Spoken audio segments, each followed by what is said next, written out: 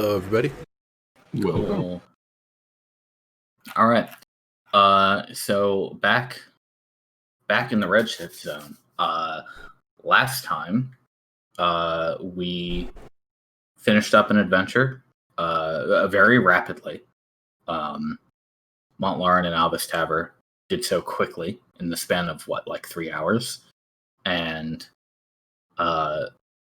almost in real time, honestly. And now we're back. So we had a lot of conversations with the commission about things that are going on. They found some more stuff. They're still working on the fort by the sea, turning that into a proper obelisk so it's safe. So Dex and Nami are going to be, going back there today, pretty much, to get that finished up. And because the previous Redshift came out so quickly and in such an unusual circumstance, pretty much everybody ran back home as quickly as they could, and did not take any undue risks. So first thing before we start, if anybody did not take a long rest last time, please go ahead and click the long rest button. If you did already, don't do it, because that would refill your hit dice too much. And did anybody have any questions about what is going on in the world before we begin the next leg of the journey? I know we went over a lot of it at the end last time, so if anybody needs a refresher, I have a lot of info. So scouts found the tree with the staircase in it at the southern peninsula, right? That's correct. Yeah, it should be. Oh shit! I missed that. Oh, that might have been after you took a break. Yeah. I think we kept going for about 20 more minutes, just cleaning up some last minute stuff. So yeah, last time around, some scouts did manage to get out and find a location that matched the description that the witch gave you guys of one of the other key locations. So that, according to them, is 2 or 3 days out from Orbis, down that coastline, basically, past the southern river, past where it forks, and deeper in the swamplands. So you guys would at this point have fair enough directions to be able to find your way there without any help, really. That's good. And the swamp also extends all the way there, right? That's correct. Yeah, they did not notice an end to it. Although this large tree does seem to be in a grouping of trees, but they're still within the swamp. Right. It was more the consideration of long distance. Our lizard buddy is going to be coming with us, hanging out outside. Yeah. How's all that going to work? So it sounds like you should, as far as where they are right now, I think we're fine just saying you guys have access to them, and they'll be able to join you for the whole trip. So just to math it out for you real quick, it could be up to a 5 or so day journey for you to get there. It's pretty much dead on the opposite side of Orbis from you guys. But if the Redshift holds out longer than last time, you may well be able to do this. Right. Considering we've got that key and it's kind of dangerous to travel further northeast, I kind of figured we'd be going towards the Orvis direction at this point anyway. Right. I likewise had the exact same train of thought for what it's worth. Okay. Cool. And also, for reference, it has blizzarded a fair bit over within the past week. It was super snowing when we were on our way back. Yeah. You guys got hit by a snowstorm. Pretty much the whole region. You were able to confirm most of the zone is kind of under this. pretty much as soon as the Redshift started, and it has not really let up for much of the week. Have you seen any strange snow, like redshifted snow? Fortunately, not too much in your immediate vicinity. But obviously, it's definitely not unheard of for stuff out in the zone to get a little weird. Especially with so much like new material out and about. So current date time puts us on the 9th of Janus, the first month of the year, 1220. So we're almost to the second anniversary of the commission being founded, or making landing in the zone anyway. It was probably founded quite a ways before that. Yeah, that's the current situation. I have a question. That busted pillar over on the side, the kind of foundation that it broke off from, is that still kind of there? Yeah, enough of it that it's notable and still like.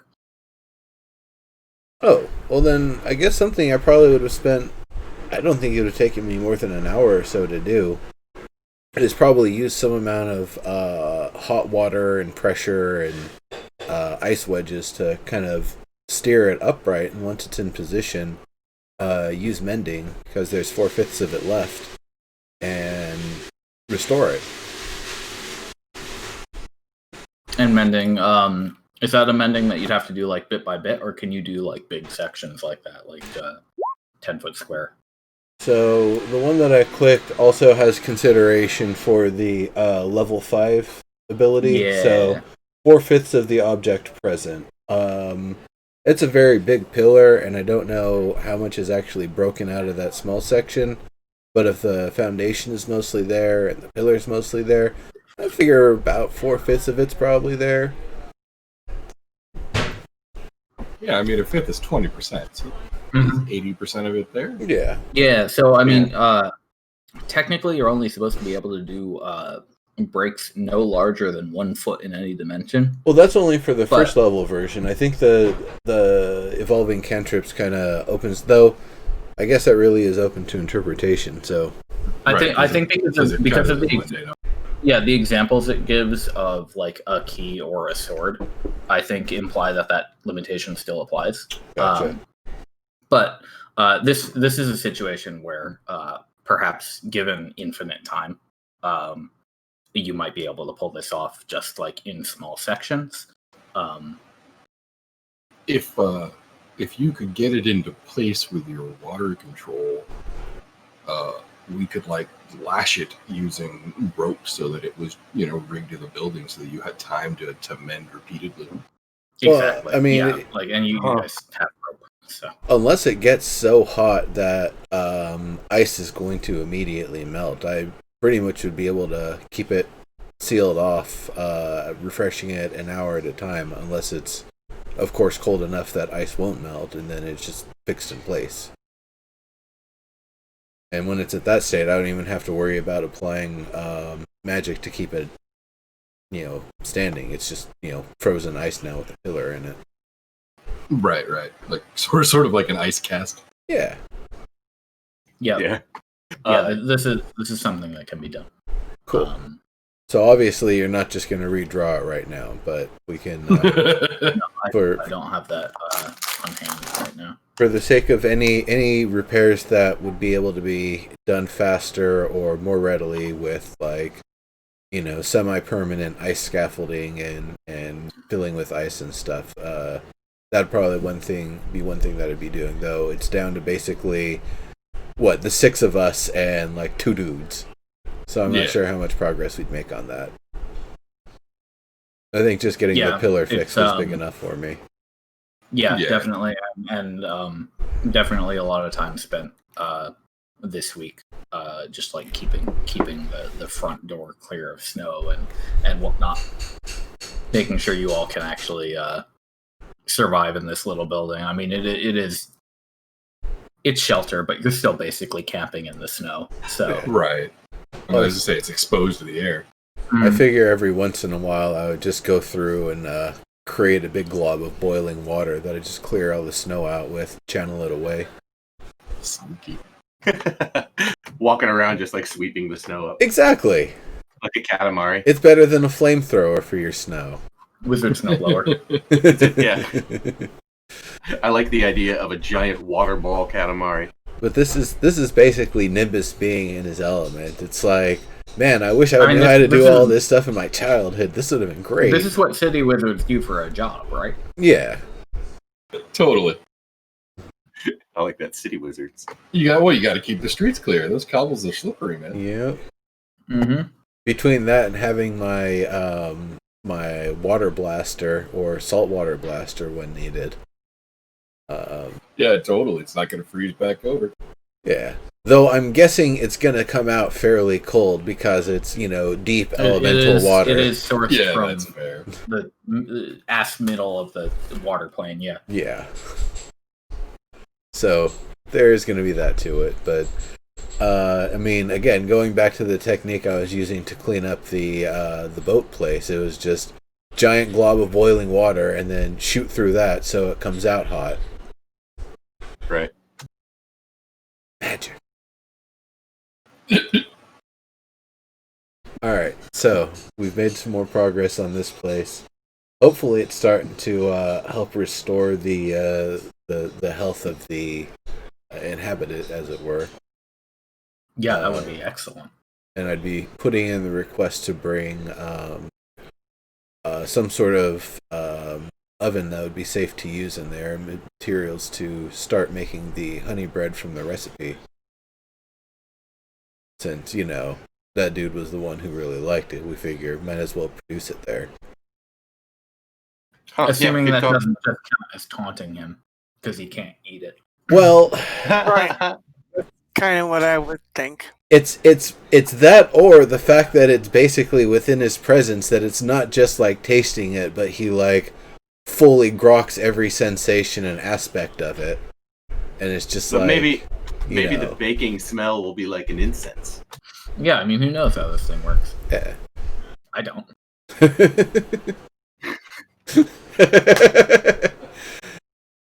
Well then. How could I? I don't know. I mean, someone else writing this for you? No, it's just, it's real. Yeah, it's just happening.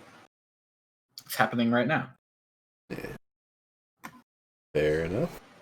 I've seen the never-ending story, man. Yeah, I was gonna say. All right. So, I guess we're going to pack in some foodstuffs and make haste to Orvis, and then, keep going from there. Yeah, stopping at Orvis should be pretty easy for you guys. Why don't we hop over to the world map? All right. Shield your eyes for a moment. Oh, it didn't flash for me that time. It wasn't. Actually. I think we're starting to clear away enough of the map tokens that they're actually loading. It wasn't too bad for me that time. Yeah, I ended up in a weird state where none of the map loaded except all of the text, even stuff that wasn't uncovered. Oh, that's delightful. You saw the city names and everything? Yeah. For just a minute there. Those are on the GM layer. Wow, that's special. Nice. For a second, literally all I saw was the GM layer and nothing else.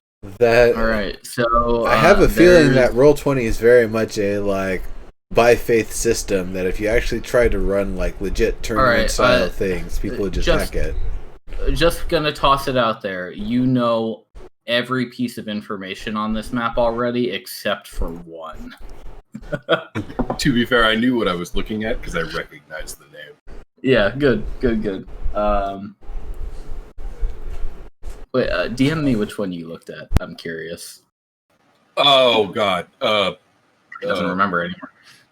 I know. It literally just left my fucking head. Okay, it's that's perfect. No, that's the the next kind one of... northeast of us, basically. Oh, great. Okay. Cool. Because I had been scrolling down the white screen when it happened. Yeah. That's fine. Yeah, of course I have all my cities labeled. All right, we're on the world map. So you guys can see that there's been a little bit more uncovered. So let me draw you a quick little nice location marker. All the way down here is where the scouts have indicated to you that they found this tree with a staircase inside it. A very large tree. They described it as certainly once grand, not so much anymore, but clear enough to tell what it once was. And they did not descend the stairway. They found it. They reported back. That's probably the safest. It's considered good practice for most of the scouts. I mean, that's kind of their job. They send you guys in to go fuck with the weird monsters. Has the rabbit panther thing been seen at all recently? Not to your knowledge. They're not sure. Maybe it lives somewhere else. Maybe it has migrated elsewhere. Maybe it's just passed and is no longer a thing. I'm guessing it roams near bodies of fresh water, so inland bodies of fresh water. So eventually someone might come across it. It might have gone back up to that floating island where nobody's going to bother it. Yeah, because really, there's no reason for the scouts to go up there at this point. So if it's up there still, then everyone's happy. Excellent. I'd still like to go back to it when we've got tongues, because I want to actually communicate with it. But that's for another time.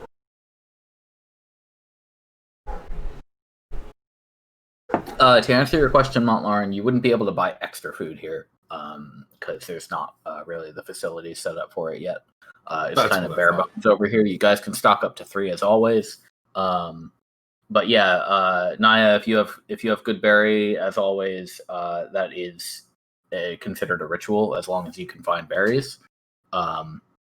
Cool. I'm curious. Did we get? Okay. Wait, did druids get create food and water? Create food and water? I feel like that might be a wizard. No, I know it's cleric. I know it's cleric. Yeah. Oh, create or destroy water is. Create or destroy water is what wizards get. I guess it's cleric and paladin. Okay. Oh, okay. Yeah, I was gonna say I think I get that at some point. So, Ambergreen, for your reference, in this game, I don't know if you were here when we originally did this. Also, it was a while ago, so just as a reminder, and since you guys only relatively recently became 5th level, spells like Create Food and Water and Good Berry are very much designed for a resting economy where the party gets to rest every single day. Yeah. Oh, hang on. Whack it. I know. We can get all this in here. You, sir, have a keyboard that is designed for people to hear. Man. Dude, what I think is hilarious is the generations as they go by, their type speed. You can almost tell like what kind of what generation a person is by the way they type fast.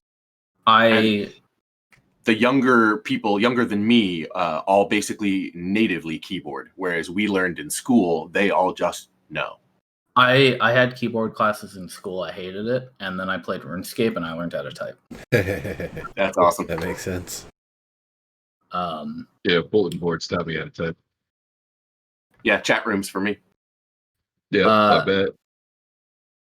So, Create Food and Water, Goodberry, because they are designed for a game where the idea is that even if you're traveling long distances, you get a long rest every night, which fucks with the whole encounter economy and everything, which is why I have you guys only long rest at home base between adventures, basically. That breaks the fact that these cost a spell slot. So to mitigate this, I made it so that Goodberry is a ritual spell. So you have to prepare it. So you have to take one of your prepared slots to have Goodberry available. You can cast it without using a spell slot, but it now has a material component of a handful of fresh berries. It turns the fresh berries into good berries, into full nourishment using magic, and then you can hand those out to the team and do the good berry spell with them. I get it. Okay. The same applies for Create Food and Water. And if you guys have any other spells that are like similar to this, let me know, because I don't have all of them memorized, but I'm pretty sure it's mostly just these two. So Create Food and Water, you can create 45 pounds of food and 30 gallons of water to sustain 15 humanoids. But doesn't it disappear after a day? Spoils. It spoils, and so it doesn't disappear from your stomach after a day, which is good. That's a little comic. What Create Food and Water would require for you to use as a ritual is a component of one ration. So you could consume a single ration, cast it as a 10-minute ritual, produce the 45 pounds of food, and also, assuming you have access to water, we'll just say you duplicate your water as well. You're basically Jesusing it. And then you can in theory feed the party. So if that's something that you want to do, Amber Green, because you have access to this spell right now, that's really open. That's still really good, and it gets rid of that one problem that I had with the spell as written. You could kind of infinitely make good berries, which kind of like defeated the purpose. What do you mean about Goodberry? The Goodberry economy. The economy of casting Goodberry. You could theoretically create an infinite amount of good berries from just a handful of berries. But they don't last more than 24 hours. Yes, absolutely. So okay, yeah, oh, you mean like harvest a whole bush and cast it over and over again. I get what you're saying. Because you get a basket full of berries. That's like 50 castings of Goodberry. Exactly, that's what I meant, is that as written, you can use Goodberry to make more berries, and then cast Goodberry, and then those good berries have a 24-hour timer that's different than the Goodberry 24-hour timer that you start. Okay, to be fair, if we tried to do that, I would clarify that the spell, as I modified it, would require a handful of mundane berries. Oh yeah, absolutely. What I'm saying is that your version fixes the problem I had with. Well, ordinarily, it's not a ritual. It costs a spell slot. Right. I asked a question in game you could pick up berries in Orvis. They would last you a little while, or you could also restock on rations in Orvis. So either way. Well, I think we all need to restock on rations, but I'm just a little concerned about finding enough berries to actually do this in a foot of snow. Yeah. Right. Again, Amber Green has the power to mitigate this as well right now. So that's also a thing that can happen depending on how you guys want to manage your spell preparations. Yeah, how long do you think this is going to take us? Because I have 3 rations. That's 3 days. I can turn each one into food for everyone, I guess. Yeah, pretty much, yeah. And like I said, you guys think this will probably be, barring any trouble, about a 5 to 6 day trek. Right, so we need about 12 rations or 12 methods of food in order to get there and back.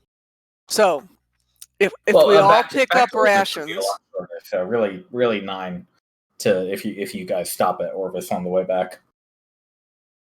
All right. So if everybody picks up rations, can we give Ambergreen our rations to make food and water? It's just absolutely. It's just a material component. But so you're saying that because they're ritual, that I can do them without burning a slot. Yeah, exactly. Yeah. So it works without burning a prepared slot. I still have to prepare the spell, but you have to prepare the spell, okay, but you don't need to spend a spell slot to cast it as a ritual. All right, well, and that is true for all ritual spells. I'll switch it out for this other thing. Except for cheating ass wizards who can ritual cast out of their book, and I think some warlock. Correct. Well, yeah, wizards have the perk of being able to ritual cast without preparing. I've gone ahead and switched to good berry so I can prepare the ritual as well and then not have to use spell slots to cast it, but I need berries. So, I mean, if you guys think Ambergreen preparing Create Food and Water is a better choice than Naya, you're open to... I was going to say, let's do it that way. I think we probably won't find berries, but we all can carry rations with them. That's a good point. Yeah, going back to whatever spell you had is probably a good idea, or switching up. Yeah, the healing spell. Let me find it again. Healing Spirit.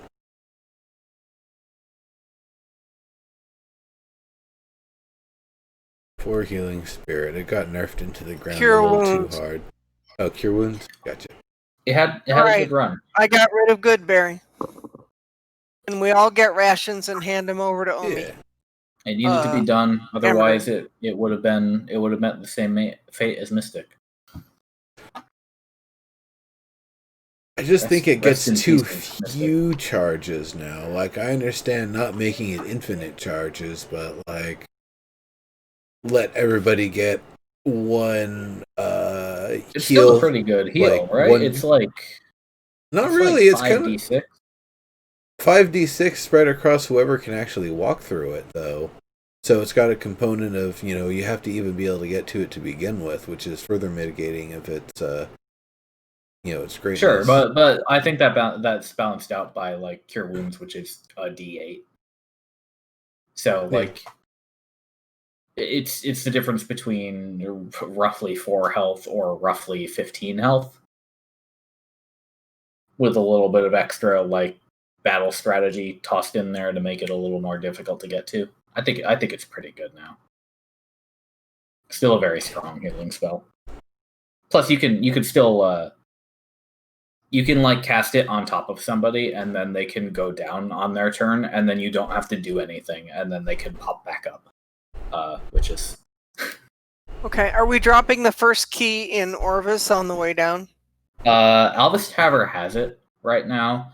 So I would say yes. We shouldn't be out and about with this. Alvis Tavern's here. I forgot. Yeah, what do you want to do? If something should happen to us, then at least the rest of the expedition isn't screwed with the artifact being lost. Yeah, that is okay. Puts it down somewhere safe. Oh no, I'm sure you would just give it to Dex or Lucent. Someone responsible. It's important. Yeah, to catch you up, Albus, we're talking about going down to the tree thing down south of Orvis. So the party's planning on passing through the city first. Sounds like a fucking blast. Wasn't like weird shit happening at that tree thing? Yeah, it's where the second key might be.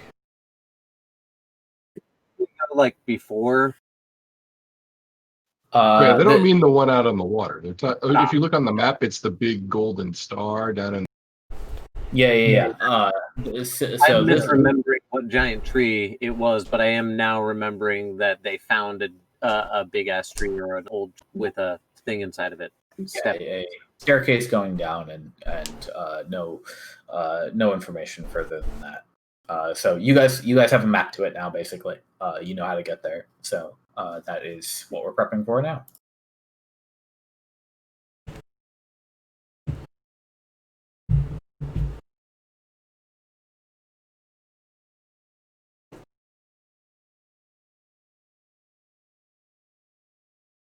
Sounds like nobody else has unfinished business. No, not really. Other than picking up the winter cloak, I don't think there's anything I'd have time for that I would, rather not just do during the next downtime instead. So. Okay. Yeah. Sorry, I was messing with my prepared spells. Yeah. I guess snowy now. It's a good idea to dress. Yeah, anybody who doesn't have winter clothes, wink, wink, nudge, nudge. Our DM has punished people for being in extreme cold before. Mm-hmm. Yep, I would absolutely dress for the next leg of the journey. That's a good point. To be fair, this is our second winter here for all of us. I don't think any of us would be unprepared at this point, realistically. Yeah, I just have to re-equip my poncho and my barrel age. Yeah, compared to last time around, I mean, you guys have been sort of roughing it out here in the temple for the past 2 months. But I mean, once you get back to Orvis, you've got a few warm beds. You could probably stay overnight there if the timing's good, and get a hot meal and then head back out. Easy enough. We don't have any casters with the tiny hut spell, do we? At Orvis? Not that I'm yeah, I don't have it. At Orvis? Yeah. New 5th level warlocks. Let me double check if that's one of Dex's. It doesn't seem like a city wizard would have like a little tent they can pop up being out in the wild. That is true. Well, no, they might, because they might be totally citified and they're like, I am not sleeping on the ground. I want to say one of the Ksenia had it, but he said those two are out for right now. Oh, speaking of which, we have a crown that can keep anybody awake. I think, was Alvastaver the one who was looking to get that next, or do we have somebody else? I think you guys dropped that with the commission. I like the idea of a crown that lets me stay up longer so I can study. Well, initially we offered it to Lucent, but she said she liked sleep, so we gave it to Ksenia. But if she's technically retired at this point, then it would fall back in our hands for use. I have that one marked down as one of the things since we cut down the party size that was kind of brought with the North Squad Van's team. Oh, okay. So somebody up there's got it. That's fine. Yeah. No, that's too and just checked. Dex does not have Tiny Hut. Gotcha. Yeah, that's one of those ones Paladin remembers he's got Paladin powers. Don't want to have to special order, but I might, because that's going to be $1,000 out of the bank for the useful spell to have. I don't know. I'll be level 6 here pretty soon. Yeah. Yeah. Your guys' level up is coming up pretty quick. All right. So, do you want encounter checks? Yeah. So we're gonna do this the same way. So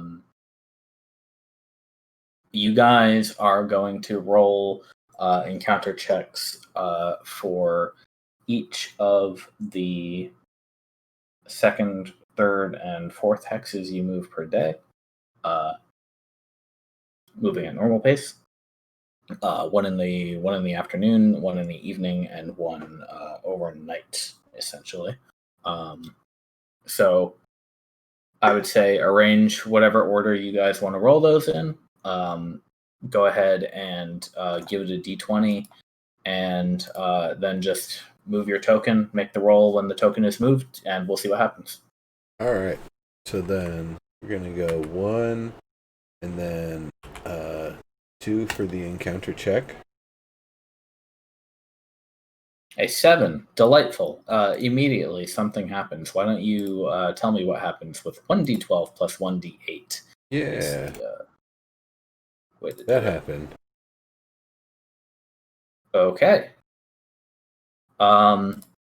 So, Naya, your ponderings have been answered for you, because half a day out from the temple, you guys find a small castle sitting in the snow, made entirely of ice.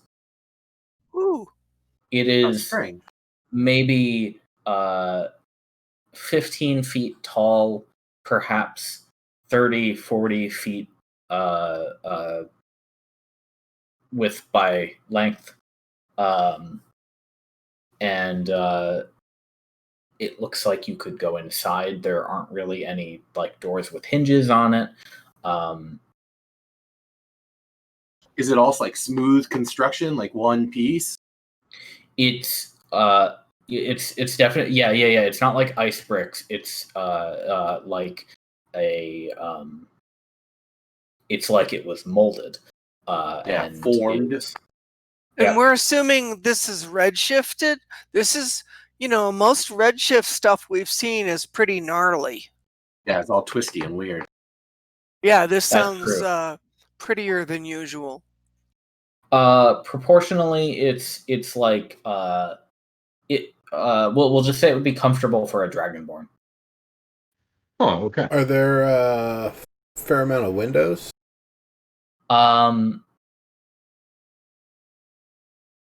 Enough that you think like if you were in dire straits, you could probably use it as a shelter and have a kind of decent lookout around.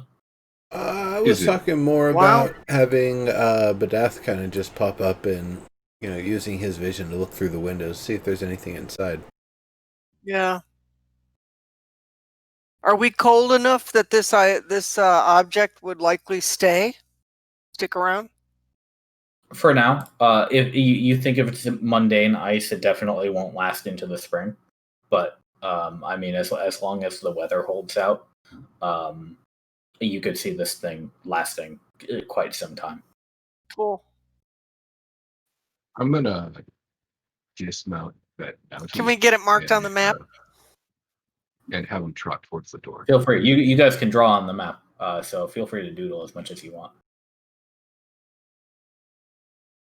I heard that with regard to the horse, did sir? Yes, I did. So yeah, Badath, fluttering about the windows, finds that it is chilly and empty within. Okay. Okay. It's apologize. really like, what? Sorry, man. I guess after that point, once I'm finished kind of looking through the windows, I'd start the detect magic ritual. Actually, no. If we can just walk up to it, I just put my hand on it and start doing identify. Yeah, for what it's worth, I was just going to send that bounty through the doorway to see if anything happens. These can both happen at once. And I can tell you this thing is completely mundane after your investigation. Cool. Weird. Literally. So do you think some water mage did this? I was thinking ice mage or water mage. I mean, we've seen fire creatures out here. Some elemental or something? Yeah, define mundane, please. Mundane in that in its current state, it is not magical. It has no enchantments. It's not hallowed or defiled. It has no trap spells or anything of that sort. If it wasn't made of ice, if it was made of stone and wood and plaster, would it look like a building similar to what we've seen in Orvis or anywhere else, like any intact building? I'm gonna need a history check on that one. Okay.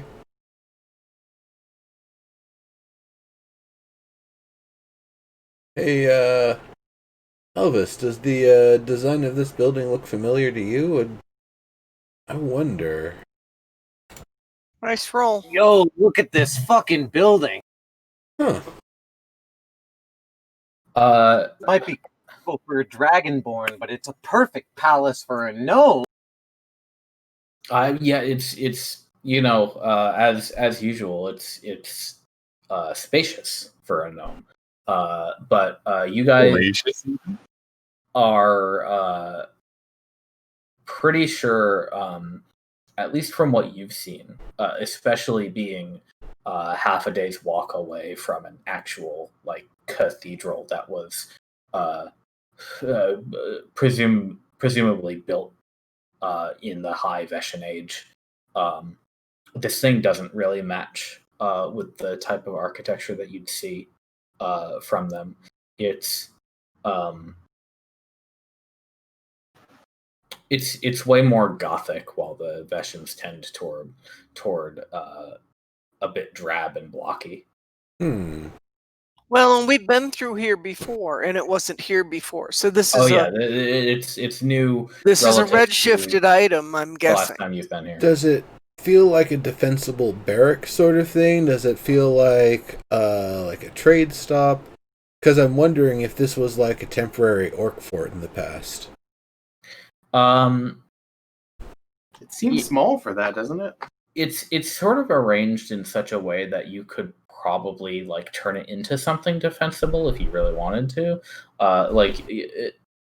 Using your soldier's mind, you could sort of see a scenario where you have a few people camped out inside it. You have a few good windows that you could like look out a ways. The main doorway is up a short stairway, so it would be not super secure, but you could hole up in it if you really needed to. It might do us some good to see if we could convince the higher-minded mages to maybe put an enchantment of permanency upon this place. I mean, unless it starts to warm up, it'll probably just be here. But it'll be there for a couple months, probably. It's not really in a convenient place. It's, half a day's out from either, 2 days out or half a day's out from the temple. So it doesn't really serve a lot of tactical purpose for us. I actually kind of like leaving it there and thinking the idiot fire twins will come through and burn it and think that they've done something to us. I mean, hey, they're supposed to think you guys are gone. Right, maybe it would be evidence we cleared out.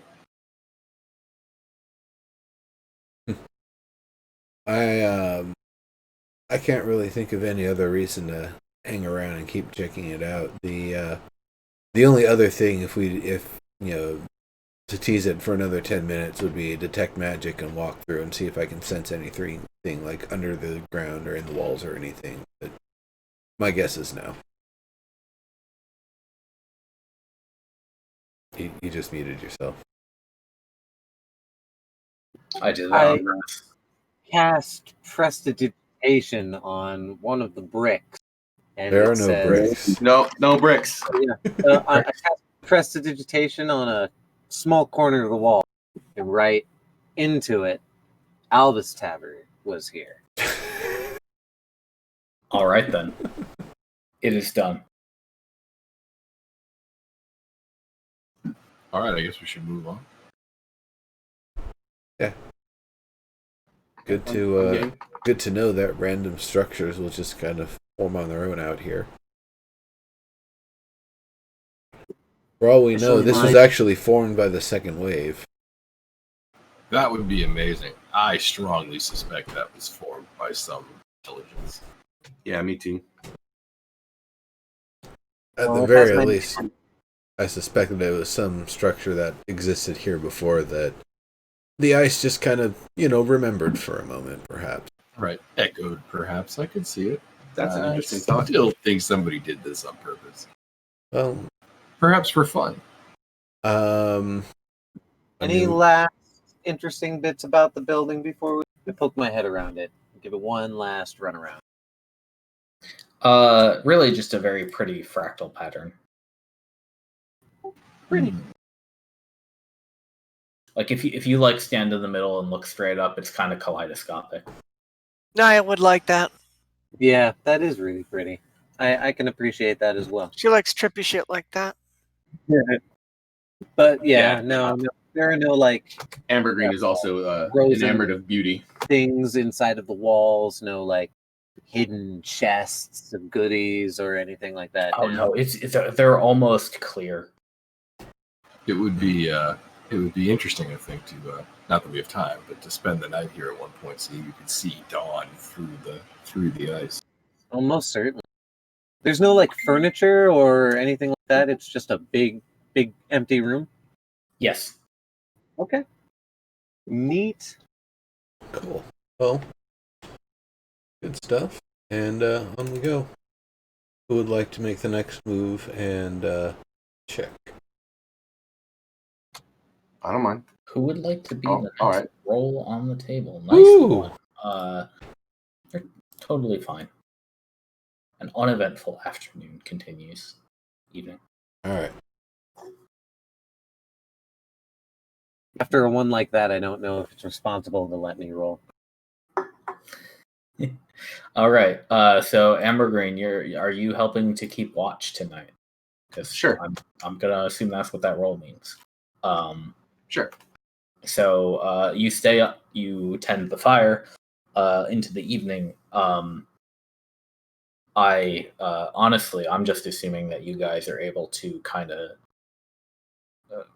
burrow out yourselves a nice safe spot or find like a tree to hide under for the night that's a little dry. Barrel HQ, man. Barrel HQ is active. Sorry. You could even strap it to the ass end of Montlaren's horse, and it would probably be fine. That's probably true. Oh my God! No, Alvis Taver. As soon as that was suggested, he did it, and now Bet Mounty and Montlaren has had to deal with the whole sidecar scenario.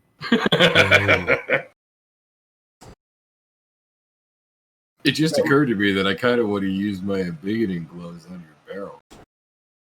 I'm no! Oh, that's hot. But they'd only work for like an hour, right? Yeah, sadly. Don't be inside it when it shrinks. Does this mean that the quality of my maps have gone up? I mean, since it's easier for you to move. Yeah, I don't have to walk anymore. That's true. I mean, yeah, we can definitely say that. I was more curious to learn whether Alvis Taver is a vicious backseat driver. Watch that chuck hole. Hey, watch that chuck hole. Only if he can't write or do his Okay, so like any time you're going over a place you've already been, basically. Yeah, exactly. Is when he starts getting antsy in the barrel. Yeah, no, that makes sense. Yeah, because there's nothing for him to do. Exactly. Yeah, no, we have to go over new ground each time so I can map it and then document the various things that I see. But fortunately, 15 is great because it means nothing happens during the nighttime for you. Oh, nice. And I request that you all generate food somehow to survive. I can take one ration and do the thing. And do the thing. All right. Okay, great. Okay. So I'm just gonna have Ambergreen. You could mark off one of your rations to start with, and then we can, when you run out, we can figure out who else is gonna do it. I was gonna say we can just every morning decide, and one of us can deduct a ration. Yeah. Moving on. Once again, you guys get one free hex, and then you can decide who rolls. I guess I'll go. Is that a ford there where the river is, or are we gonna? That is not a ford. That was the location of the polluted grove. Oh yeah, okay. A while back, so it's not there anymore. But just marked for posterity. I mean, if y'all want to go on a ride, I can make an ice raft. Actually, Elvis Taver was going to suggest, why don't we just go down the river? It would be way faster. Yeah, is the water moving? It has not. Well, I mean, I guess it was blizzarding for an entire.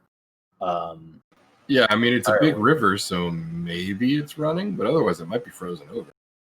It is quite a big river. I mean, in my experience, they don't really freeze over like much at all. Yeah, when there's that much moving water, it's kind of hard to freeze. you theoretically use prestidigitation just to like melt the ice in just the area to which our little like craft is, and then like as an icebreaker? Yeah, exactly. I like if you can snuff out a small fire, why can't you do the opposite? Melt. Generating heat is harder than you guys have your lizards with you. Is that correct? Yeah, I was gonna say I'm riding my horse at a bare minimum, so right. It will cost me a level 2 spell slot if we're actually gonna take a raft. Yeah, no, I figured if we wanted to cross the river at some point, I'll just make an ice bridge. We've got a good 25 feet to work with, so. And I think Maya has water walk on ritual. By the way. So. Yep. Just could be a little slippery on raging river. Right. Like I'm being on a slide walk. We could invent ice skating. Sounds like fun. That's funny. I never considered water walking on a strong current or a river. No, you're all missing the opportunity. This is becoming especially with Nimbus here. We could be the first D&D bobsledding team. Somehow I doubt that's true. Cast levitation on it and then just use I doubt that's make true. a water current going. Yeah. No, what would you call that? Cool. I don't know of a running's pun. Yes. Cool joggings. Cool summons. I don't know. Yeah, that's a tough. Alvis and I rolled, so like you guys are on your way. 1, 2, 3. Hang on, 1, 2, 3. We have 4. One more, I think. Yeah. You guys have one more. I just moved you the one that Naya rolled for, so those 2 numbers are fine. You're totally safe. On an 8, however. Seriously, why does anybody hand me the dice to roll? Go ahead and move because you make things interesting. Wherever you're. I was going to say the same thing. You've got to move 1 more hex, I think. I think you were just going to follow the river, right? Yeah, that was exactly it. Sorry, didn't mean to not. And cool, 10. All right.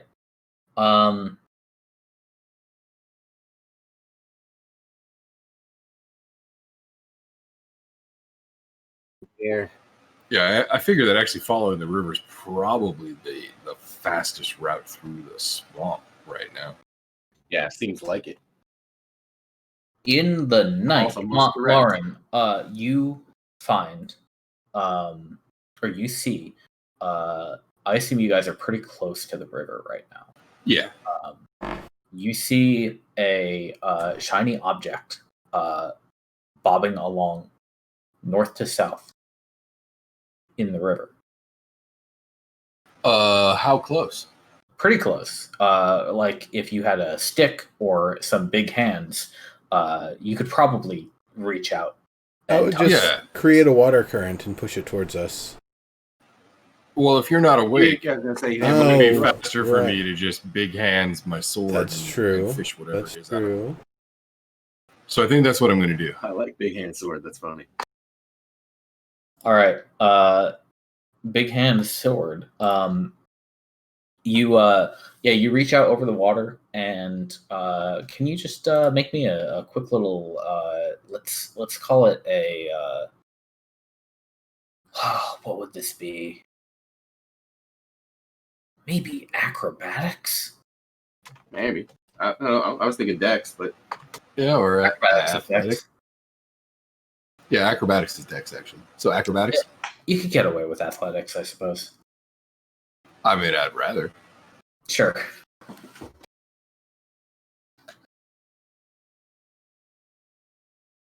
Oh no! Ooh. Oh, that was the most agonizing roll. Yeah, and that all happened at 5 frames a second on my. So, Lauren, with your effort, trying to kind of like maintain your footing on the slippery shoreline and seeing the shiny object, you managed to bump. What you notice is apparently a commission canteen away from you and back into the river's flow. Okay. I will immediately yell, Nimbus! And basically just try to keep pace with it as I run down the shore.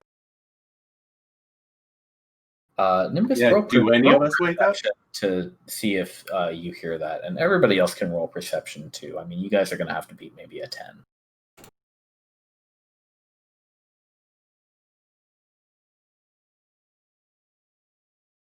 Okay. I don't know why it rolled twice, but there we go. They both work. Good. Everybody wakes up. Nimbus, you've heard the paladin call your name rather urgently. Evergreen sleeps through this. Am I ahead of him in terms of where he's going? Am I behind where he appears to be going? I mean, at this point, he can't be more than 20 feet away from your guys' camp. But I mean, did this happen upstream or downstream? Am I catching up to him, or am I trying to intercept his position? He is currently now trotting downstream. Yeah, so okay. I'm south of you. Yeah. All right, I'll current I probably have enough time to just kind of full sprint and catch up. Yeah, I mean it's 1-2 turns. Albus Taver, are you suggesting mage handing? I'll follow Nimbus, but I mean I was just putting it out. Yeah, so you're not actually casting it, you're just pointing out that that's on the table? Oh, no, I'm casting it. Albus Taver has a serious case of Tourette's. Got it. He does have that. It is canonical. He casts it about once every minute. Got it. Well, if I'm able to catch up, then I'm guessing it's pointed out to me that there's something shiny. Yeah. Yeah, as soon as I saw you, I'd say, there's something in the water. I think it was a canteen. Immediately, I would try to just stop the flow of water where it's at, and just kind of, there's a block of water that's still where everything else is flowing around it. If there's a creature inside of it, then that fails. It's easy for you at this point to retrieve this object. Okay. And you find that it is it's exactly what it looked like. It's a canteen, marked as the commission's. Any other identifying marks, like a name or anything? No. Any specific damage? Is it perhaps burnt or has papery scratches on it? Looks a bit chilly.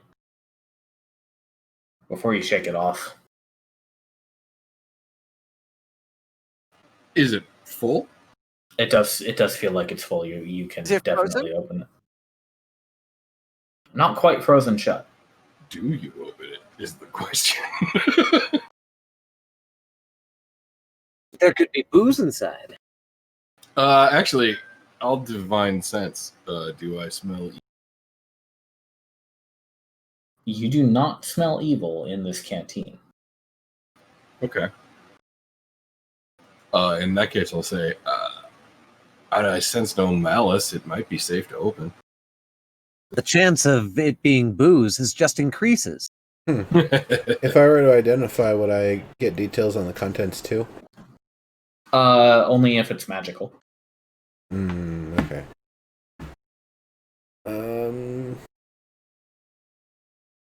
Well, we know it's not evil. I guess I would do that at least to make sure it's not magical, or if it is, to know what it is. Okay, if you take the 10 minutes, you find it is non-magical. Well, if it's not evil and it's not magical, I guess the worst it could be is mundane poison, but I don't know. I guess we can figure it out later. I'm going back to sleep. Yeah, what I'm worried about is, does it represent somebody in danger? Does it represent somebody who's fallen? Why was it in the river? Right, why was it in the river? It has no one's I'm asleep, so I can't say. I guess if we when we get back to the camp, we can check with Mercutio. Yeah, and see if he and can do keep in out... mind, to your knowledge, there were 2 people besides Irenaeus, so 3 people total at the temple obelisk. You suppose somebody may have been able to pass you going north at some point, but like to your knowledge, there are not many people north of you right now. I'm just more wondering if this is Redshift fuckery and we're actually looking at Betlaren's canteen. Wow. That's why I asked. Time twist. That's why I asked about whether there's burns or papery scratches on it. None.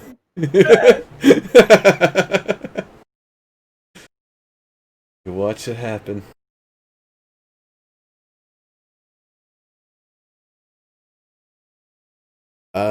Alright, well, I guess someone will take it back with us, or somebody's curious enough to open it. I mean, I'll open it if nobody else is going to. Yeah, go for it. Alright, don't look at it. I'll pop. Alright, you catch a whiff of piping hot coffee. Okay, I'll pour a tiny bit into the cap. Is it actually piping hot coffee? From the look and smell, it does seem to be. Okay, I'll sip the cap. Does it taste like coffee? It sure does. I will then say out loud, "Holy crap, it's coffee! How is that hot?" If you don't say dibs, I probably will. Actually, Lauren's more of a tea drinker, so coffee's not really his thing.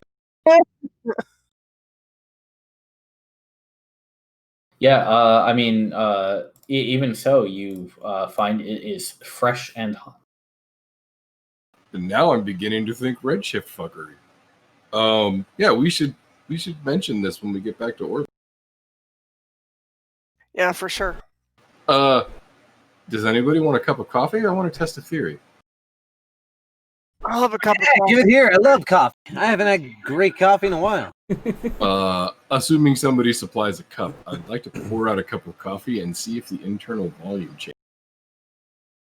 It does. You think there's probably enough inside it for one for everybody.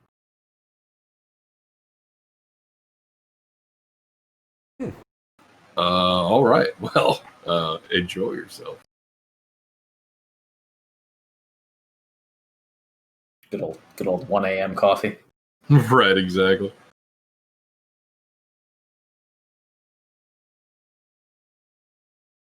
Yeah, up to you guys if you empty the thing or not. I would say save some for the bring back to the commission and have our resident alchemist kind of check out and see if there's any other properties to it.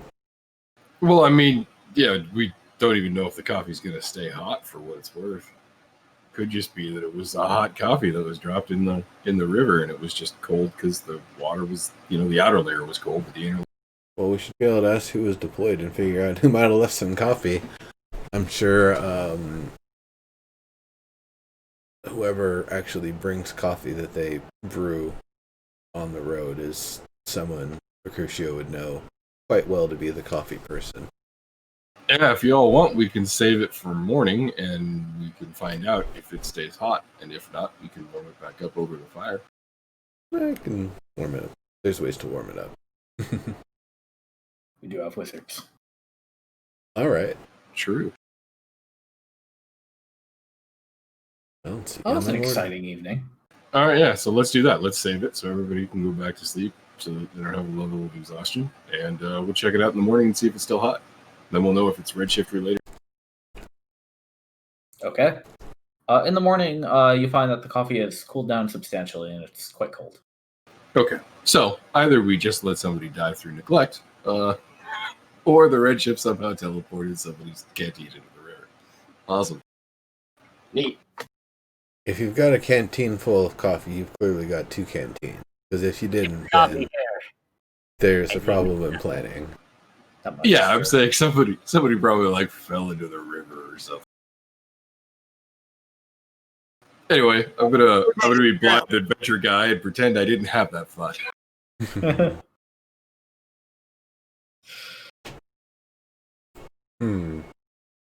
I apologize if you hear errant sounds. I think there's a 50th birthday going on in the backyard adjacent neighbor's backyard. Oh, that's nice. Right. Happy birthday, 50-year-old. Yeah, and the whole family extended from. Very undistant socially. Yeah, well. Social close. We've got to catch up to the other half of Simi Valley in terms of being 2-to-1 cases on this half. Whoops. We're having an upsurge in cases as well since we started loosening restrictions. Yeah. Surprise! Gosh. Shall we head into day 3? Okay. Yeah. Okay. So the way this is going to work, actually, I think you guys are close enough to Tezbridge and Orvis. I'm not going to have you roll for encounters here. Okay. So if we want, and your plan is to go to Orvis, then we can just say you get there by nightfall. Sounds good to me. By nightfall. We want to go to Orvis. Like afternoon? Errands okay, yeah, I suppose it would be a few hours after sunset. But yeah. The thing I would want to do if I've got a moment is put in an order with Smithy for a sort of metal flange with a sleeve that I can put on and use as a way to channel and get even more pressure out of the geyser. It's something that we had push it through a wide to narrow cone. Yep. And then the next project after that will be being able to load a projectile into it, so I can have a weapon to use against anti-magic creatures, so I don't get screwed the next time we fight a red slod. Right. Because that sucked. That did. Turn fucking stakes into deadly weapons. Pittance. Whatever it's going to be. I mean, Pittance is, a Pitton. That would be awesome. You know, it's the junk launcher from Fallout. You can definitely give him the specs, and he'll take it down and basically say he can whip something up in a day or two. Cool. I figured it wouldn't be an overnight job. Be something to try out when we get back. Yeah. He'll have it ready for you when you get back. Cool. And then, how much coinage is the estimate for that? Not much. Probably gonna run you like 10 gold. Cool. That's actually what I was about to offer. Is like, we'll throw down 10 and see how he gets. All right. Yeah, I mean, in his case, it's mostly just like materials and time. So right. Okay, and then I guess the one other question, that's probably going to be more one upgrade out. I've still been thinking more and more about trying to get a low grade clone of like the Belted Giant strength or something, so we can kind of increase the baseline strength across the group. Actually have a question that I think I've asked before, but I might have more gold to bring up. I would like to ask Smitty if he thinks that he could perhaps create some kind of alloy for a chain whip that I might be able to use or something like that. So are you looking for like something that comes out as like a +1 whip, basically? I guess, yeah. Something that's a little maybe like a D6 rather than a D6. Or yeah. It wouldn't be magical, so maybe turning it into a D6 would make some more sense. Yeah. Essentially, it's just like my big dickum weapon is a D8 a ranged short sword. Essentially, is what you're looking for. Yeah.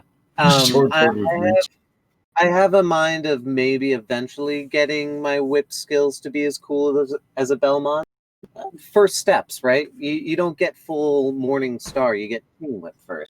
And so I know I've talked to what's his name? The Mercutio. I know I talked to him about like materials I could make a whip from, and I have a mind to kill the hypnotic bunny and maybe use its tendons or something like that because it's just terrible and needs to die. And if I ever see it again, I'm gonna kill it.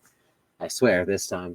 But like he says, I haven't found any cool stuff to make a whip out of other than things that I can't kill yet. So. Yeah, well, I mean, so are you talking to Smithy about this idea? Yeah, this is I'll bring it up to him because I recently was like, why don't I just make it out of metal or something? He says, well, I mean,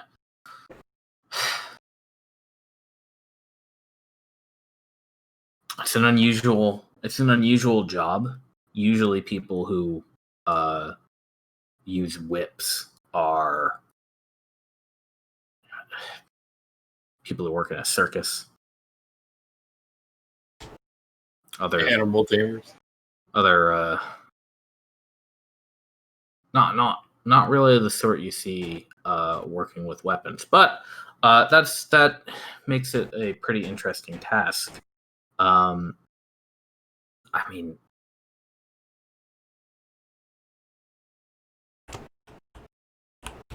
what are you thinking? Do you want to be able to wrap this, or do you want to be able to hit someone with it?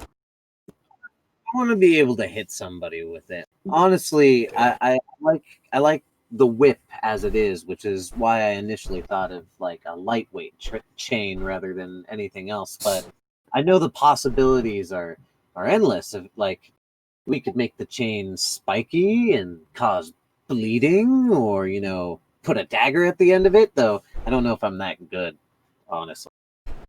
I would imagine with something like this, the intent would be either putting a tougher cracker on it, like a ray skin or a shark skin, so it's got the extra mass to drive it through, and then it really cuts and bites in on the target, or that you focus less on the cracker and more on the contact with the the end of the metal itself.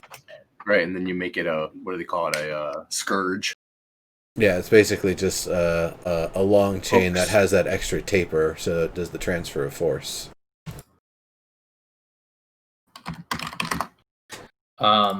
Yeah, he says, I mean, if there's really a couple ways you can go about this. You can kind of try to turn the whole damn thing, the whole rope, into a knife, which is a little weird. Or the other way you could do it is you're basically asking for a really, really long and small flail. That's exactly what I was thinking. A small flail, but if you wanted to go the extra mile because you're a badass and I understand art and shit, you could like spike each individual ring, but with a taper so that it maintained its whippy capabilities. I see what you're getting at. I want it to snap heavier. Sure, cutting and all of that's really cool, but I need it to hit harder. You might be turning it into something like a bludgeoning weapon at that point, but and you'd want gloves for when you wrap it up. But after that, it's really just a matter of welding a whole bunch of spiked chain links together and then putting a ball on the end. Didn't insert bad Thor reference here. Had to use his hammer with a special. I'm willing to do that. If you get the rings mostly in place, pretty easy to use magic to do the final welding to reseal them. They just need to have been whole rings at some point to begin with. Oh, please, lad, I'm an expert. Rings is no problem for me. Fair enough. I've made 90% of the scraps of chainmail the folks around this place are using.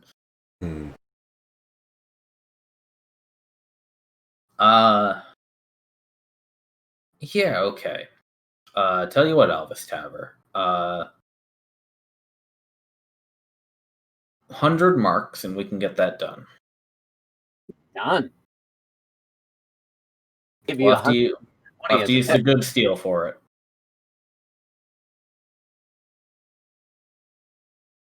Throw in another 100 and get it silvered. Who said that? Not a bad idea. Just silver hooks. Just a bunch of silver hooks. Come on, Smitty. Just between you and me. You're a gnome. You like gold, don't you? Wow. I'm a gnome. What? I can say. Well, no, I don't think he's here taking like payments. I think he's here like getting the job done. I get paid by the commission. I mean, really, I just need the bits of paper from you to pass over to the supplier so that we can get some materials. As the initial marks goes, I can give him 100. I only have 128.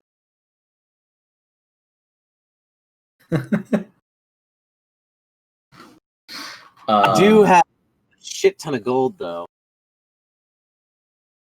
Gold? Yeah. Fucking gold. Yeah, he has a cache of gold. Right. I'm a motherfucking gnome, dude. Of course I have gold. I mean, yeah, it's always an option for you to just like hand that over, and it is 1-to-1. So. But that sounds like that's his gold. Yeah, a mark is equivalent to gold. I mean, he's a gnome, man. We really like our gold. What do you it has intrinsic value to a gnome. What specifically are you asking for with this extra gold? To get it silvered on the cheap by using real gold coins instead of mark. I see. You're asking for an under the table deal, basically, I think is what I heard. Smitty doesn't do under the table things. Well, I thought silvering was just a plus 100 anyway. Just off the table. Yeah, that's what I thought it was too. That it is. So it's not like you're trying to butter them up so much as, could I make you do it faster if I give you the shiny version? All right. How much have you got on you total right now? You want to know how much gold I have on me? Just in total, how much do you have to get this 200 gold item? Yeah, you could DM it. Oh, I mean, I guess I have a ruby and a gold house, and then 79 gold pieces.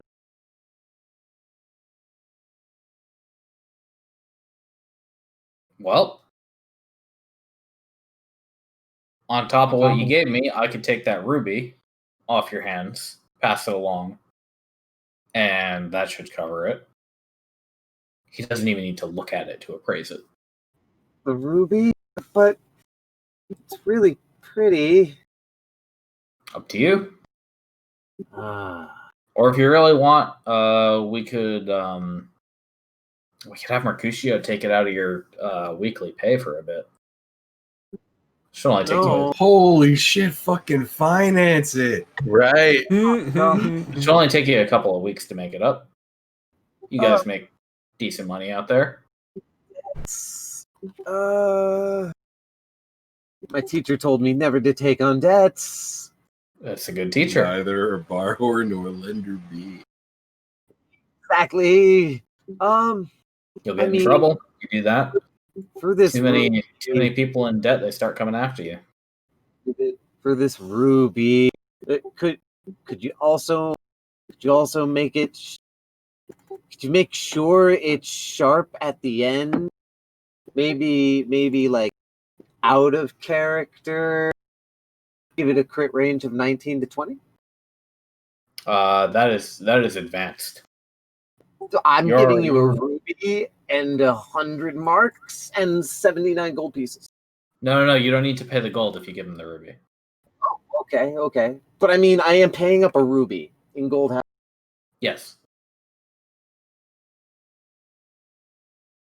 Still no. Okay. I mean, hey, it's money. Money's money. It is money. Money. It would be so nice if it was just a little bit more finessey. Yeah, Ruby. Oh, you can have my Ruby. Albus Tavern. Begrudgingly. He even like does the thing where he holds on to it a little bit, while so you have to tug it out of his hands. Right? Yeah, exactly. This gnome is like way stronger than you, though, so that is quite futile. His grip. Does he even notice? If I he have does, 10 strength, so no. If he does, he doesn't act like it. Thank you, Smitty. Quite welcome. Interesting project. I'll have it done within a week. If you're going to be here next Redshift, you'll be able to get to play around with it by then. Wonderful. That sounds perfect.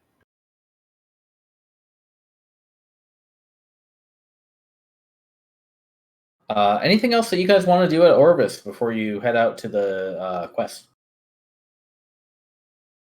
I'll pick up one more. I'll pick up one more ration. Sure. Oh, well, actually, it doesn't matter because you got back here before you spent any. So yeah, just up back to 3 and you're good. If anybody wants to donate to upgrade the facilities before we leave, that would be a perfect chance. Yep, you guys can do that. Lauren like rattles a cup, That's funny. Sir's friends.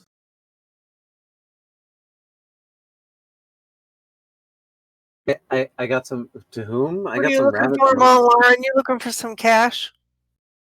No, I just want to upgrade Smithy's facilities to the point where I can buy better armor. Oh, yeah, Smitty's facilities. I could put some towards upgrading Smitty. Yeah, I'll throw you 100. Yeah. Just a reminder, we do it all for the whole fort nowadays. Yeah. All right. 100 went to Mont Lauren to upgrade Smitty. I was just looking at the rules for druids. I have the strongest armor I can possibly get in 5e. Yep. Oh wow. My alternative options would be light armor, studded leather. It might be a little bit lighter to wear, but it's a lot lighter than scale mail and doesn't give you the stealth disadvantage. Right, but what does it do to my armor class? What's your dex modifier? 1. Okay, yeah. So studded leather is 12 plus dex. Scale mail is 14 plus dex, but a maximum of 2 for the medium armors. So if your dex is higher than 2, you don't get as big of a bonus from it. Yeah, so with an AC of 17 right now, I think it would go down. Oh yeah, you'd go down to 13 if you picked up studded. Yeah, that would make me the squishiest member of the team. Wait, 17? Hang on, do you have a shield? Yes. Okay, you have a shield. So it would go down to 15 in that case. You'd lose. Still pretty squishy. Yep. Okay. All right. No, I was just looking when you guys were talking about armor and stuff. And Mont Lauren, you're at chainmail still, right? Yeah. Okay, got it. Yeah, I want to get up to splint, but just got to fundraise. That's all. You said 100 you put in? Yeah, 100 cool. marks or whatever those are. We're at 1,300 out of 3,800 for the main fort now. If you could all just like and subscribe. I can donate the 25 marks. Okay, 1325. Any other things on the to-do list? No, I'm good. And thank you all for your generous donations. We need to get rations. Everybody needs to ration up. And we need to make sure that we give the key to Dex or Lucent. Right. Oh yeah. Put it in safekeeping. Oh yeah, and tell them about that little fort. Yeah. And the canteen. Yeah. All right. So we in fact have many things still to do. We do. Who are you gonna go talk to first? I guess.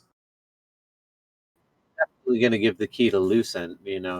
More like as an excuse to see Lucent with business. I figured that would be your choice because Alva Staver has a crush on her.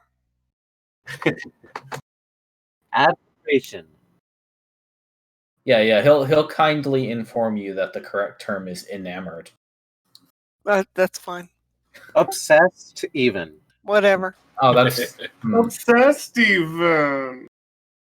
Yeah. You can find the Brigadier and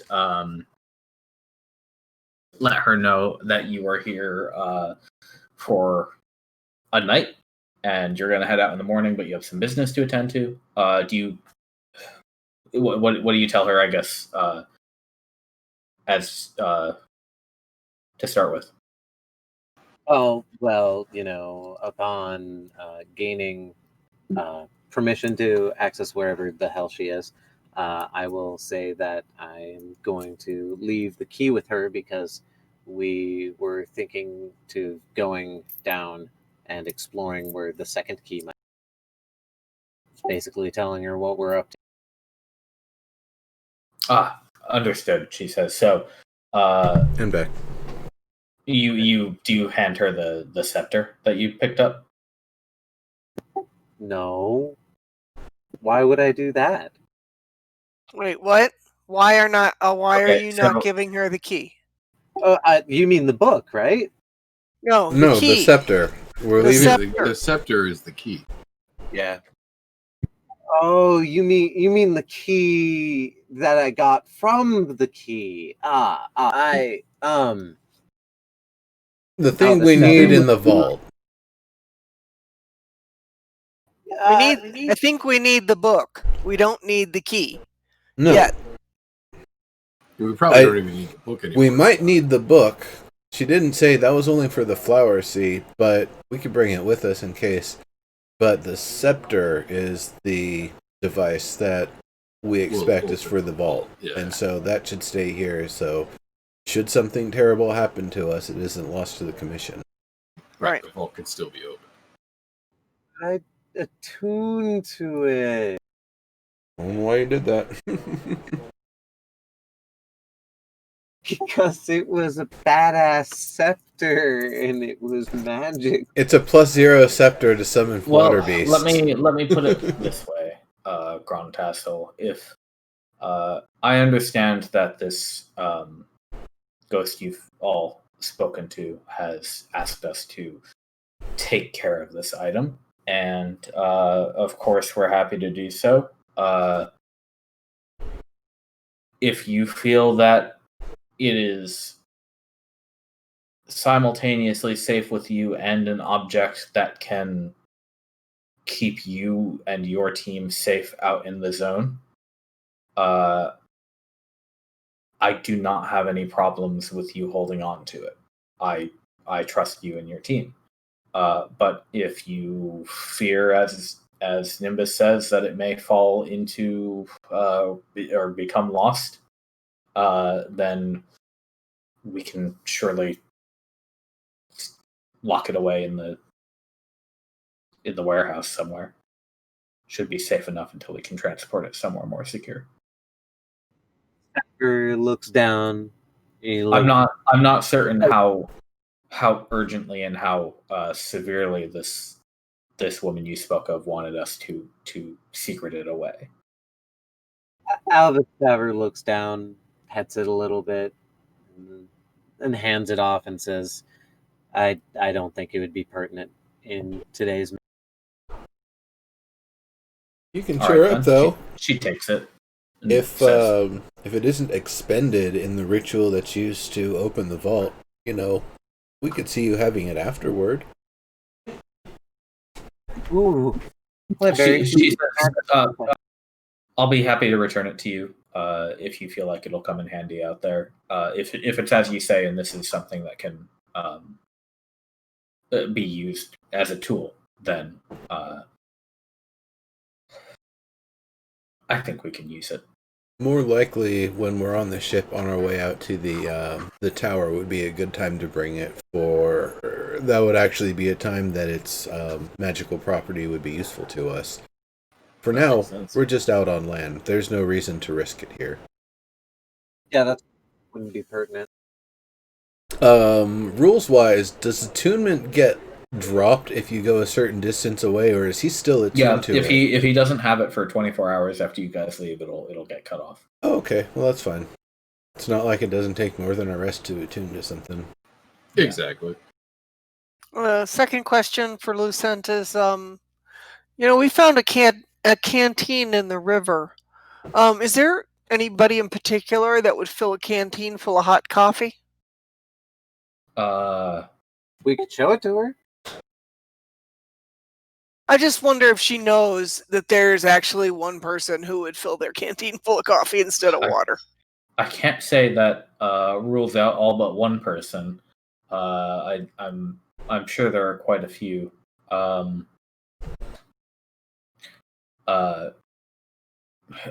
did you say you found this? Floating in the river. Floating downstream in the river. Floating on the river. So that it produces some concern, but I thought you might know because it's kind of an uncommon thing. I would do it if I could afford the coffee. Yeah, I see it. Yeah. Yeah, we would hand that over. Okay. She. Do you tell her first that you emptied it already? Yeah. Oh yeah, all that coffee. It wouldn't be fully empty. I would have left my portion in there. Yeah, and I was asleep, so I didn't have any. Okay. She looks it over and then she says, "Well, I mean, this is definitely one of ours." What do you do? I drink Ambergreens and Nimbus's share. No, I wouldn't have. I would have prohibited that. The intent would have been, hey, we're bringing some back, leave it, and probably kept an eye on it.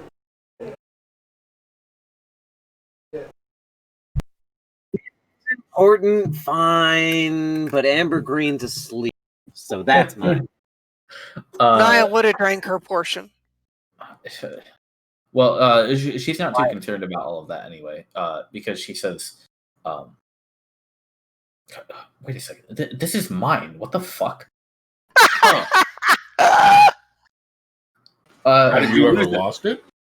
I didn't think that I had. Do you still have it? I knew the coffee and it just tasted divine. I haven't. Hold on one second, and she goes to check her pack. That is, despite the fact that she does not go out adventuring pretty much ever, remains packed and ready to go on a chair at all times, and she pulls it. One of the things I find so admirable. She pulls it open and she says, "It's gone." Huh. When Would it have been taken? the hell did that happen? What? The coffee was still warm when we found it last night. It wasn't just warm; it was piping hot. Can't say I've kept it full of coffee in my pack. Naya, where's that little dragon of yours been? Oh, I don't know. He's flying around somewhere. No particular reason, I ask. Oh, I suppose that could be a Ruby thing, though. A full canteen of piping hot coffee might be too heavy for him to lift. That's true. You have a dragon? However, an empty canteen, he could have lifted. Dragon? I'm sure Ruby's around. I'll go in search of Ruby and find out what the scoop is. Yeah, our little pseudo dragon friend. Remember, they were redshifted. We fixed their wing. Yeah. Oh shit! Yeah, it's Ruby the Fang Dragon. I will mark this one down as resolved. Naya's definitely chuckling in the corner as she walks out the We'll door. set up Barrel HQ right outside your quarters and make sure no one steals your stuff.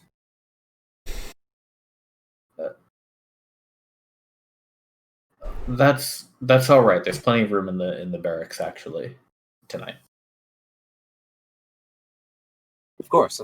Just as an extra bodyguard, just to make sure. Things can't go missing from your pack. Detrimental. It could be an assassination attempt. Kill you via dehydration. Scent. You should be more careful about yourself.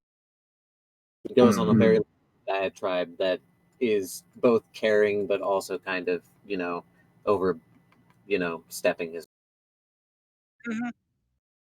So was Ruby going to bring us the coffee and dropped it, or? Huh. Naya, you can't find him today, although that's relatively speaking normal. He may be elsewhere right now. Yeah, there's a lot of places he could be. Yeah. He tends to travel about with the crews, going back and forth, making a nuisance of himself more often than not. It's in his nature. But he likes he quite enjoys traveling with the people around the safer regions of the zone nowadays. He hasn't traveled with me in a while, so that's good. Hey, I mean, he'll when you're around, he'll stop by. He'll occasionally run out with you. It's not like you haven't gotten the chance to interact with him in a while. But yeah, we just haven't had the chance to discuss it. You should ask if he knows anything about the dragon princes. Well, anything next else? time we see him, we'll have to ask. I can ask him. Be appreciated. Anything else before you guys head back out? I'm good. I think I'm good. I think we had 4 errands, so as long as everybody's rationed up, I think we're done.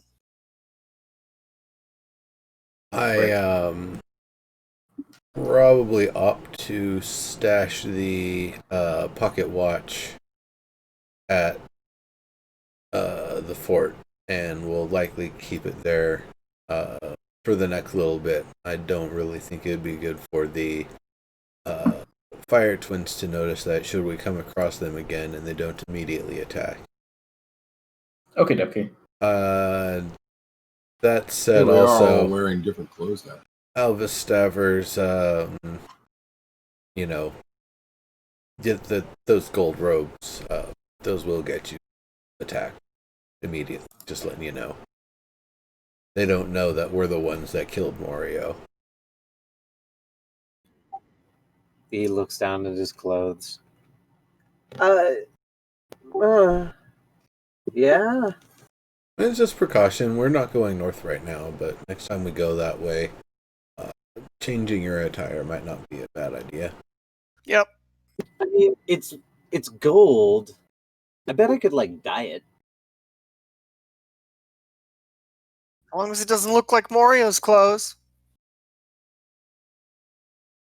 Well, I mean, I don't really care. Okay. I'm currently wearing a poncho over it, so does that count? It would be like I said, if we're all cloaked up for the winter, it's probably harder to see, right? Yeah. All right then. I don't know that there's anything else that we would have time for in the few hours before kind of resting up and getting going in the morning. I think recording a scroll from another wizard's like an 8-hour task or something. I have to look. It's a long rest. No, yeah, it would definitely take long. They take a work day at minimum, I think. Okay, yeah, so that's not going to be this time. And all right then, so we're ready to go. So you guys are going to have to cross the river at some point around here. But feel free to go whichever way you want. And again, I think for the first day of your or rather, until you cross the river, we won't have you make any encounter checks because it's quite safe around the city. So are we heading out diagonally, and then we'll hit the river there? Up to you guys. Yeah, we can just start heading southeast and cross the river. Not have to go up to Thesbridge first. Do we need to pick up mounts and refresh our mounts? Oh, I'm sure we would. What? I'm sure we would. Yeah, I'm sure we would have done that. You still have your lizard pals, if you wish. Do they need a rest? I mean, as far as resting goes, they're okay resting at the same time as you guys. Okay. They have lived out in these lands for, as far as you can tell, generations of their species. So, like, they know this place and they live here.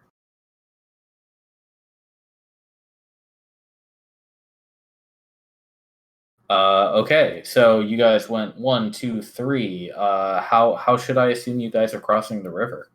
We would have gone out on the east side of Orvis and followed the river south. I mean, not the east side, but the actually, it would have probably been like if there was more of a southwestern sort of exit. Yeah. Oh, I thought we were taking the river south. Yeah, so we would have gone out like a whatever exit would leave us to the left of the river instead of the right of the river. So as we follow the river down, we only have to cross the north-south running part. And it looks like there's a narrow part kind of where the two hexes meet there. So I'd imagine we would have targeted that to make the 25-foot ice bridge to make it easier. Yeah. So that was the only river we had to cross since we came out south of the other one. And Elvis rolled a 20 for that. Yes, he did. So that is fine. You guys have no encounters that day or that evening. All right. So that's the fourth square. That was that was what is it? Right 1, 2, 3. That was number 3, I think. Okay, then we would probably just start going this way. Okay, whoever wants to take Night Watch, roll.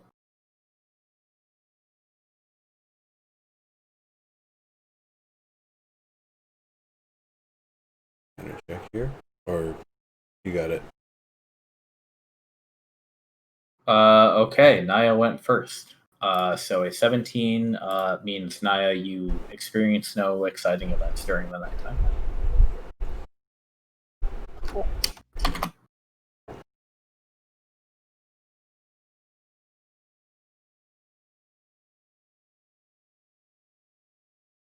First move is free, right?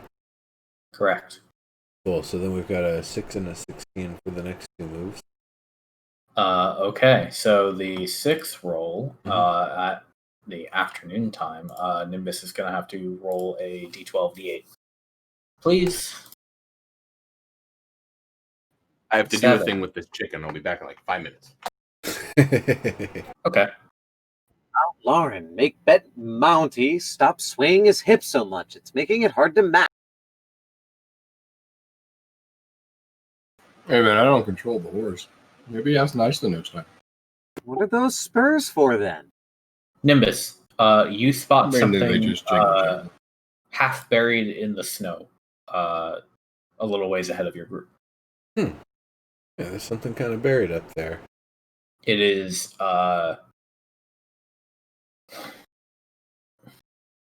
maybe a foot tall, although assuming it's half buried, as said. Try to use the mage hand to give it to Nimbus. I think it might be a little bit too heavy for mage hand to lift up. I'll try to. Is it made of ice, or is it some sort of solid thing? No, it looks like it might be made of wood and possibly other materials. Okay. I mean, you just see it out there. It's a little far away, so if you got closer, you could probably use some warm water to gently melt the snow and ice away from it to reveal it. Yeah, I mean, so as you get closer, you see that you see what looks like a this might be a sort of thing you've seen in a curiosity shop here and there, but it looks like a wooden clockwork wind-up toy shaped like a monkey. Interesting. What condition is it in? Do you extricate it from the snow? Yeah, like I said, I'd use like some warm water to kind of melt the snow and stuff away. It's a bit aged. Like maybe you found this in an attic one day. But aside from that, I mean, giving it a once over, it looks like all of the moving parts would work. And you see that on its back, it clearly has like a slot for a coin of just a generic shape, right above a little wind up. Why is this ringing a bell? Didn't we meet somebody who had a wind-up monkey toy? I remember. I don't recall any wind-up monkey toys in this adventure.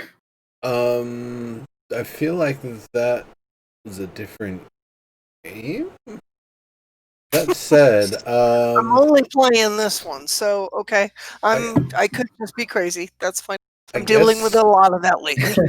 I would want to attempt to do a passive mending just to make sure all of the parts are as restored as possible before attempting to do anything with it. A fresh glittering sheen coats the monkey. Specks of rust flake away from the clockwork bits. I hand Nimbus a silver coin. Let's give it a shot. Pop it in, and I'm guessing it wants to be twisted after that. Yeah, you would turn the crank, and then the coin would slowly be consumed by the monkey.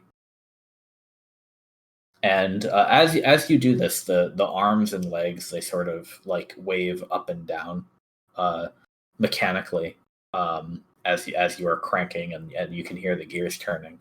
And now I'll need you to flip a coin, please. All right. 1d2. Yep. 1. What is okay? So can you guys tell me how you're like arranged around this monkey? I'd probably like off to the side, like looking over, like within arm's distance, though. Yeah, me too. Because I'd be certainly interested in watching what you were doing. Yeah. Have the barrel HQ attached to Bet Mounty as I can, with my hands like ready to write and like. So you're still in the barrel. And Nimbus, you're cranking this, so you've got like the monkey. Is it on the ground, or are you like holding it up and cranking it? How big is it? Yeah, you could. It's as big as a baby. I would probably still do it on the ground, with the assumption. In fact, I would probably have put a nice little hot-cold treatment to give a nice slick sort of ice surface. Maybe another little quick pass to rough it up, and then set it down so it's got a nice, smooth, slightly grippy sort of surface that it can try to do its thing on for best performance. Okay. So there is a click, and Montlaurent, you see this monkey's mouth, its jaw swings open on a hinge, and there is a thin metal barrel protruding from it. Oh no. There is an ear-shattering bang, and at the moment you see a flash of fire from the monkey's mouth, the whole contraption kind of just snaps, and the whole thing falls apart in front of you. Fortunately for you guys, it doesn't sound like anybody was standing in front of the monkey. Are all of the parts more or less intact? Just kind of fell to pieces?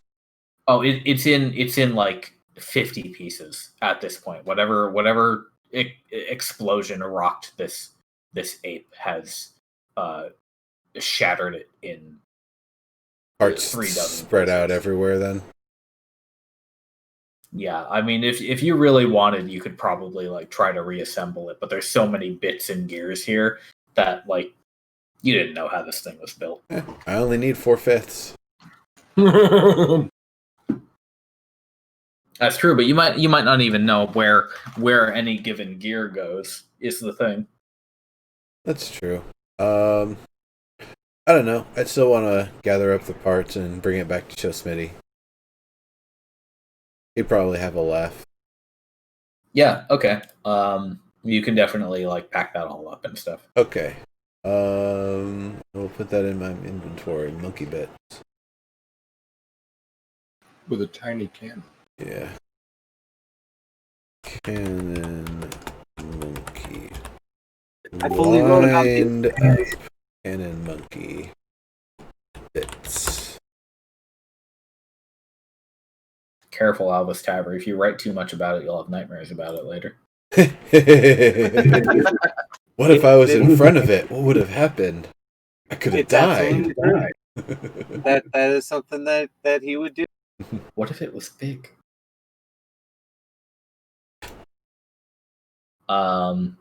Cool.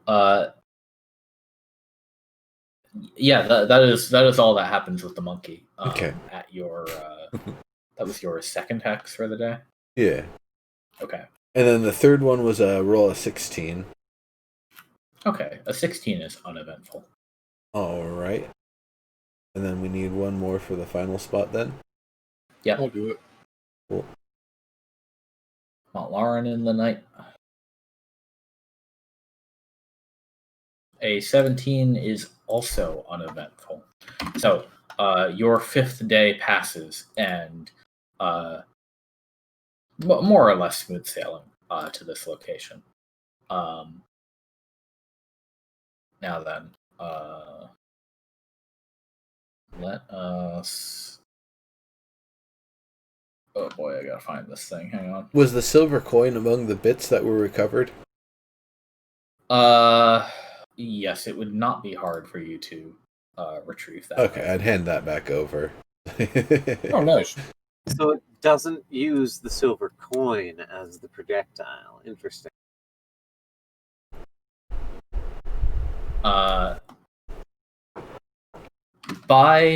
Were there any other coins in the reservoir by any chance? You didn't see any. Okay. By noon the next day, you arrive at you make your way through a part of the snowed over swamp that at some point in time probably is a fairly leafy forest. Rather thick clumpings of trees all together, and even from a ways away, when you get line of sight through the trees, you can see a tall trunk off a few miles away at a certain point. And that's a big tree if you can see it a couple miles away. Yeah. Like basically, Real big. As you guys get into that hex, is the point you'd be able to see this thing. It towers above all the rest at bare minimum, and again, even from afar, you can tell this thing seems to be long dead. but in its prime, surely was quite grand. When you eventually arrive, you find something like this. Something like this or this? It's this. Never fear. I mean, the last adventure we went on, there was something like a lot of things. That's true.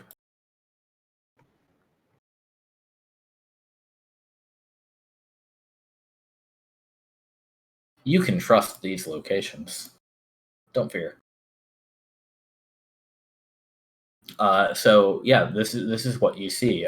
There is a massive trunk before you, long overgrown.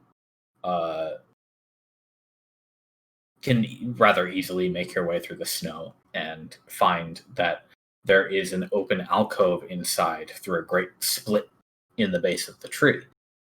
Inside, it looks like there are even smaller trees that have grown in this area. But there is sort of a square of worked stone smack in the middle of this tree trunk that descends into darkness down some stairs.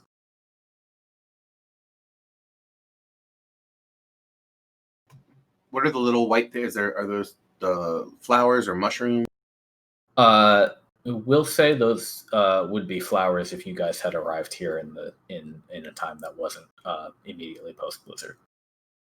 So they're like leaves and compost. I'll really cautiously step inside because I'm curious about these pools of water. Are they? At current time, they are frozen quite solid. Huh. So looking into them, do you just see like white, or can you see down to the bottom? Honestly, they were pretty small little like ponds, so they have frozen more or less clear, and you can see that it looks like perhaps they might have been generated by some rainfall and some small ecosystem that may live higher up in this tree trunk to generate these pools. Looking up, what's way above us? The trunk towers for quite a ways overhead, but it is open at the top, more or less. So, although it provides some shelter, it is not a complete tree. It is the shell of a tree. What's the nature of this water? Does it seem fetid? Does it seem fresh?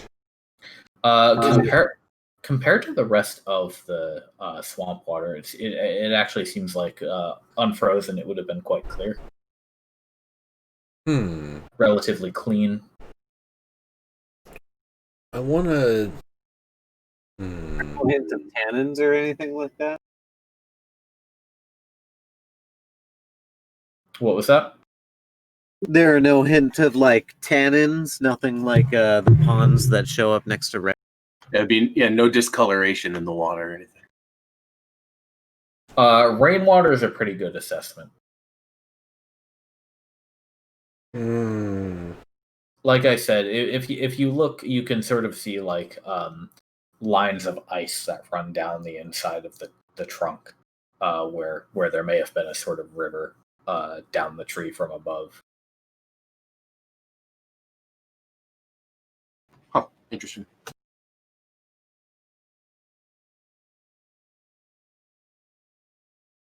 So here's what we're gonna do. Next time, you guys can go down those stairs. Right on. All right. Sounds good to me. Dun dun dun. Follow the rat. If you guys want to follow the rat. Keen is going down. I guess this one you wanted to keep as a kind of early ending. Yeah. I mean, we're I guess we're only 2 hours in. But it is I see the stopping point. I totally get Yeah, it. you guys are going to get into some stuff. It's definitely going to be another couple hours, so we might as well move it over to next time. We'll get a full game in. We won't have to rush for anyone. And that's week after next, right? Correct. Yeah. So we'll play again on the 12th at 10 p.m. Eastern.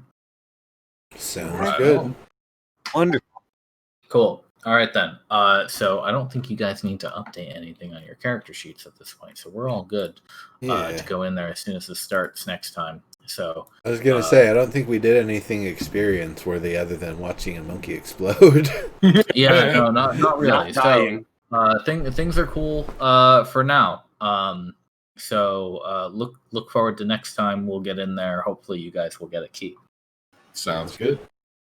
Good timing. Right. Cool, I man. just got the call. Nice. Nice. Oh right. Well, hell yeah.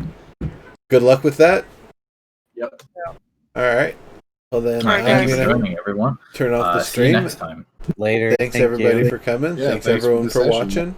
For sure. Catch you guys in a little while. See you in a bit. Later, everybody. Bye. Bye.